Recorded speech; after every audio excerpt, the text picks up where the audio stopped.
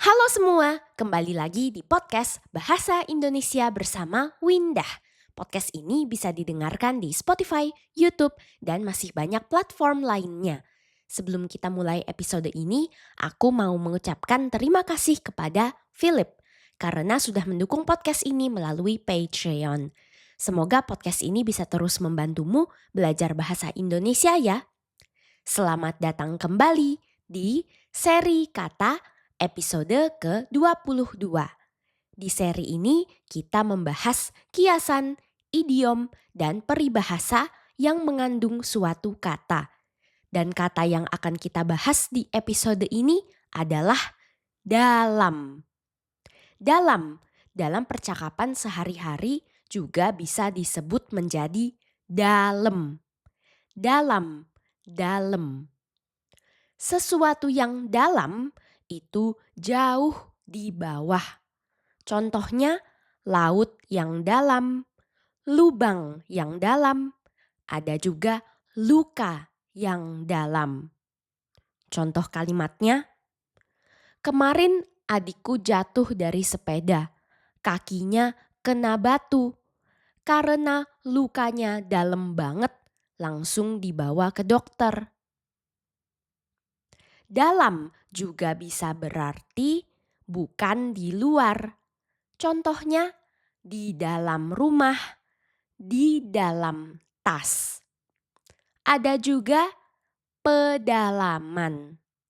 Pedalaman itu daerah yang ada di dalam. Maksudnya jauh dari kota atau pantai. Misalnya suatu desa yang kecil, susah dapat sinyal internet, atau bahkan tidak ada listrik, bisa disebut pedalaman. Selanjutnya, orang dalam. Berarti orang yang tinggal di pedalaman? Bukan ya. Orang dalam itu orang yang ada di dalam suatu lingkungan, menjadi bagian dari suatu kelompok. Orang dalam juga bisa disingkat menjadi ordal. Nah, kata ordal ini punya makna yang negatif.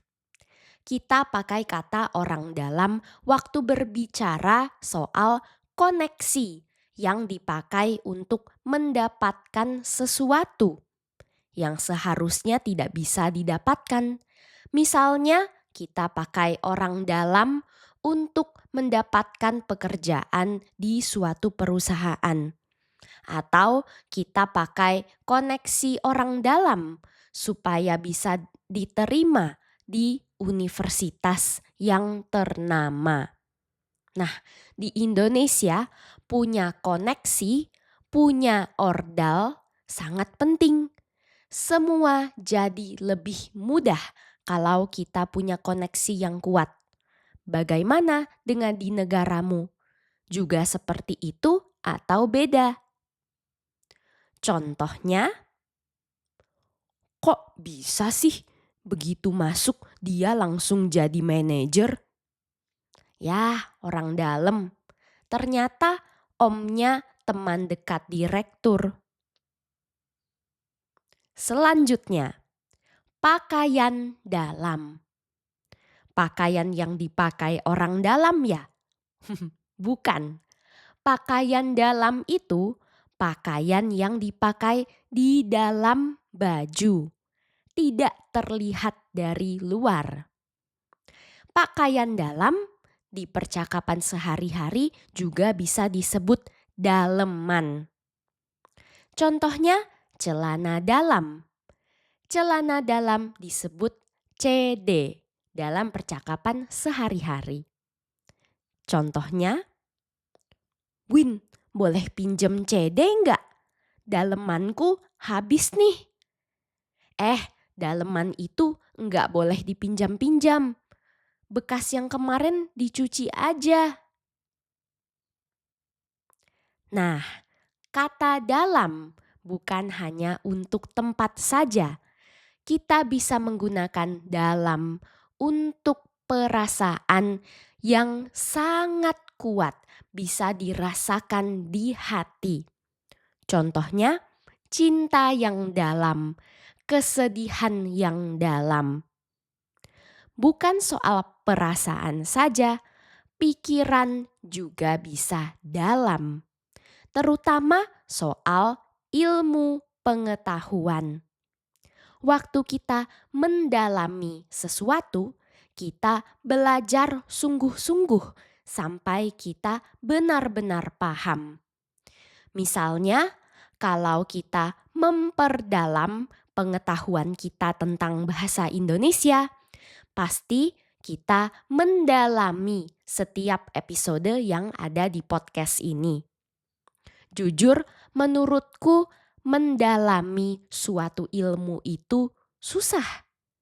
Aku orang yang mudah menyerah, cepat puas. Belum sempat sampai ke dalam, sudah berpindah ke hal yang lain. Pastinya ini bukan hal yang baik ya. Jangan sampai kita jadi seperti air beriak tanda tak dalam. Masih ingat peribahasa ini? Air beriak tanda tak dalam. Artinya banyak suara, banyak berbicara, tapi ilmunya tidak dalam. Kita harus hati-hati sama orang yang seperti air yang dalam. Tidak banyak bersuara, tapi menyimpan banyak pengetahuan.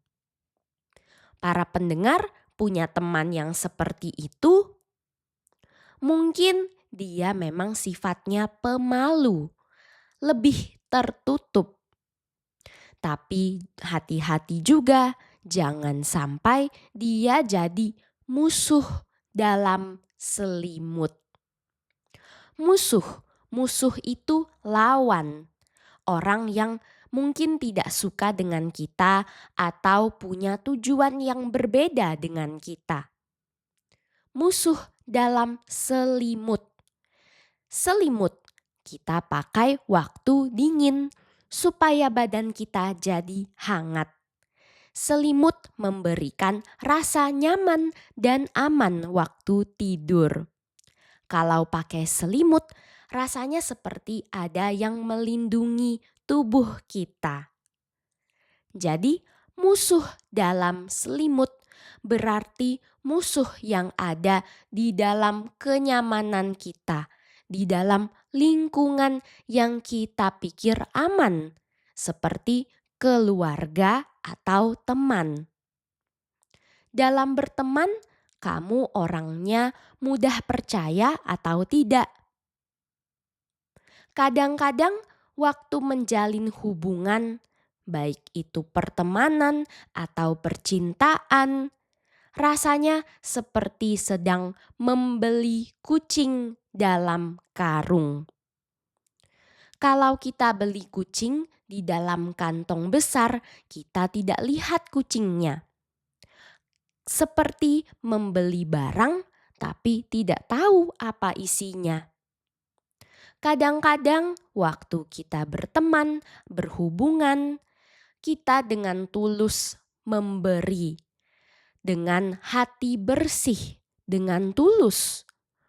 Namun belum tentu orang itu juga tulus. Kata pepatah, dalam laut boleh diduga. Dalam hati siapa yang tahu? Kita bisa menebak dalamnya laut, tapi sulit menebak isi hati orang. Setiap orang punya sesuatu yang mereka sembunyikan di dalam hati. Dan terkadang lebih dalam lagi daripada laut. Bagaimana?